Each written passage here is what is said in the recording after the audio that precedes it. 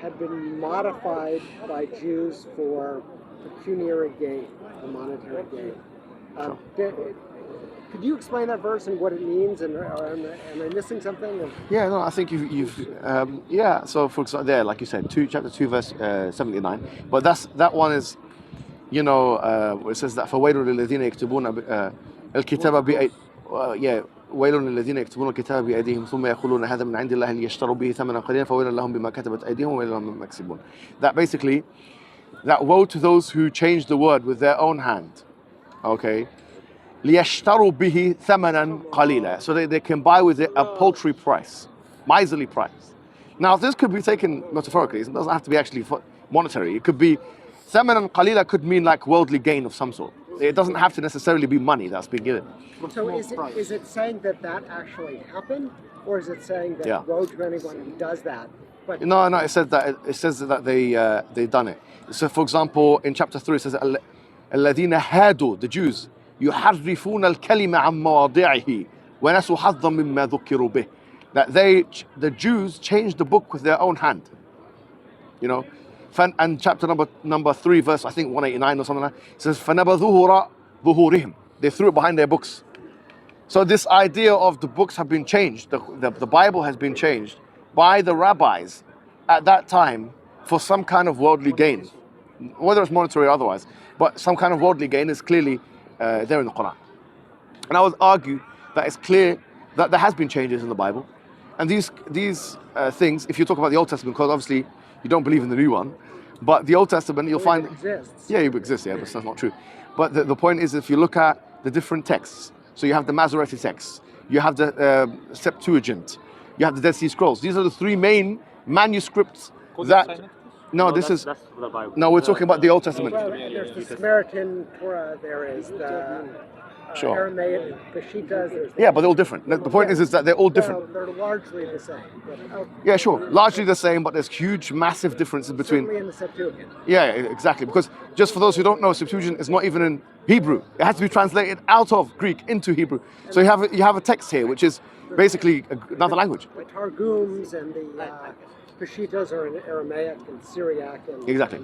So this is the kind of thing which when you look at the discrepancies. So that's not changed. So the Masoretic text is accepted as the authoritative Hebrew version. That is very closely matches with a handful of almost scribal errors.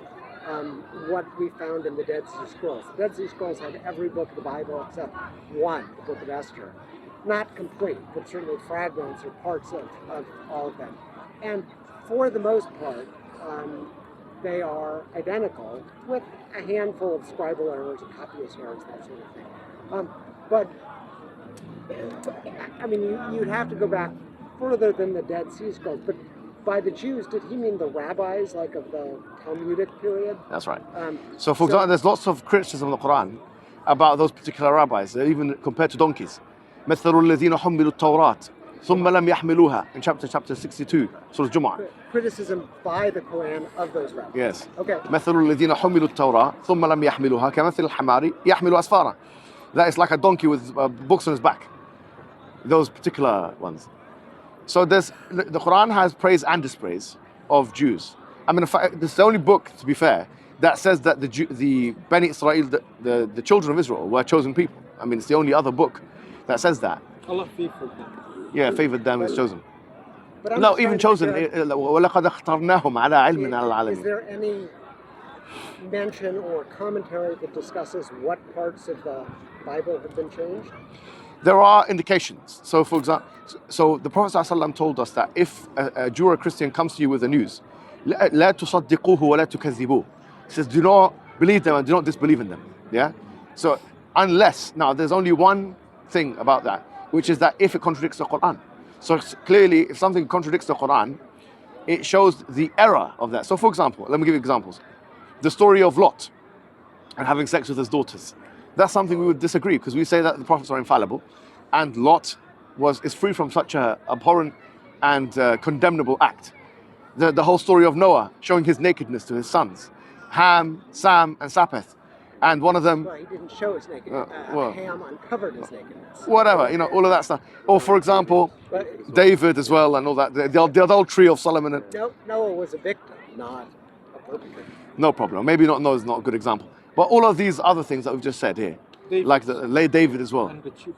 Yeah, exactly. So there's so many things like that. The sexual immorality we say that's not ascribable to the prophets, for example. So why would the rabbis of the Talmud change the story of King David and make him less admirable? It's what a great gain would question. they have from that? That would say that the ancestor of the Messiah was a bad guy, not a good guy. That seems like an odd change to make. It does, and sometimes motivations of human beings are very difficult to ascertain. I mean, if someone had like a psychiatrist at the time that can come and say that why are these guys doing this? Maybe they've been paid. Maybe some Roman came and said, you know what, sell out your religion, do this. Anything like that could very well be the case. He could be a religious hypocrite. He could be not actually committed to the cause of Judaism in that sense. It could be some person who's a hypocrite to the cause. He wants to destroy Judaism from inside. Several of them were martyrs in the Roman period. The story of King David is also repeated in the Book of Chronicles as well as the Book of Samuel. But you see the point of the sexual immoralities. Like, what is the reason why Lot had sex with his daughters? What do we get from that? What moral guidance do I get from that? The commentary is he was drunk and they tricked him and he thought the world had ended. So he was badly mistaken. Modern scholars say He's getting drunk. it's a teleological explanation. I mean, it's a way of sort of making fun of the two enemy neighbors of Israel, like the Ammonites and the Moabites. Moab means from my father, and Ammon is Ami is my father. So the modern explanation is that, I mean, it would be analogous to in America. Take care, brother. Take care, inshallah. Yeah. If corny example, but I think it illustrates the point. If someone wanted to make fun of Mexico and Canada, they said, well, Canada got its name because they drank soft drink that made them stupid, can of duh.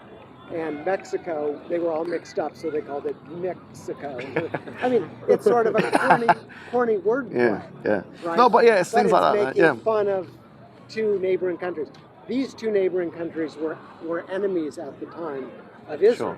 Sure. And so you have some of them. There's lots of stories in the Torah that are what scholars call etiological. That is, they provide an explanation. Mythological. Not mythological. Well, I mean, you might as well say this, you know. So, for example, it has a spiritual meaning. Okay, so just to wrap up this point, and then I have to go. In Genesis, I guess 21, immediately before the Abraham sacrificing Isaac story, which there's a much less interesting story where Abraham and Avimelech make a treaty, and they name Beersheba Beersheba. Beersheba means 7 wells, but also the 7 oaths. And so it's the origin of the name, but it's got a double meaning. So it looks like it's not a lie, but it may be a mythological story, but it may have been accurate, but certainly an etiological story. That is, it is offered to explain where something came from. I know that's what they have to say, because a lot of the stories in the Bible, including the Amalek and killing this genocides and all these kind of things, they have to have some explanation for it. So they either metaphorize it or they have to reject it. And so we've got these things in the Bible which clearly you can see the word of man has entered. Like, for example, Ezekiel chapter number 23 verse number 21. So if you guys know what I'm talking about, it's the porno basically. It's talking about the penis and this and the size of this and that. I mean, what kind of moral guidance am I getting of that? If we get, what do you call it, Ezekiel 23:21, if someone brings that out and reads it, I mean, tell me if you would bring that and read it to your daughter, for example. Do you want to bring it? They describe the parts, like Ezekiel. donkeys and... Absolutely, yeah. Absolutely. All right. Well, thank you very much. It was nice chatting with you on that note. Whose are these? I'll put them. Okay, I'm gonna go prepare them as well. Yeah. Yeah, so do I. All right, sure. I'm gonna put this on the chair, and then the guys can sort out. Find it. Can I? He's got to take the chairs. Wind in the back. No, but this is mine. Yeah, it's fine. So I'm gonna put it here. And here's the thing as well. If anyone says anything, this is the thing, yeah. Some nice when it's like this kind of conversation. When they're trying to attack you, humiliate you.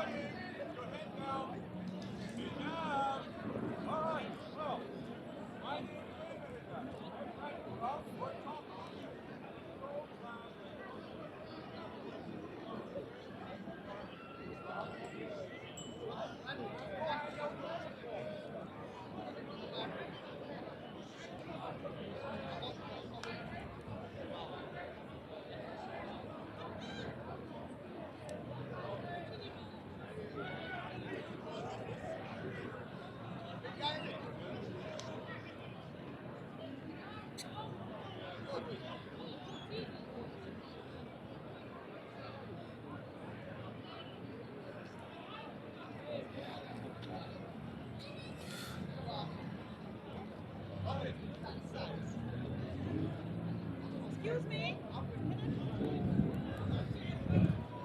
Working busy. Natural.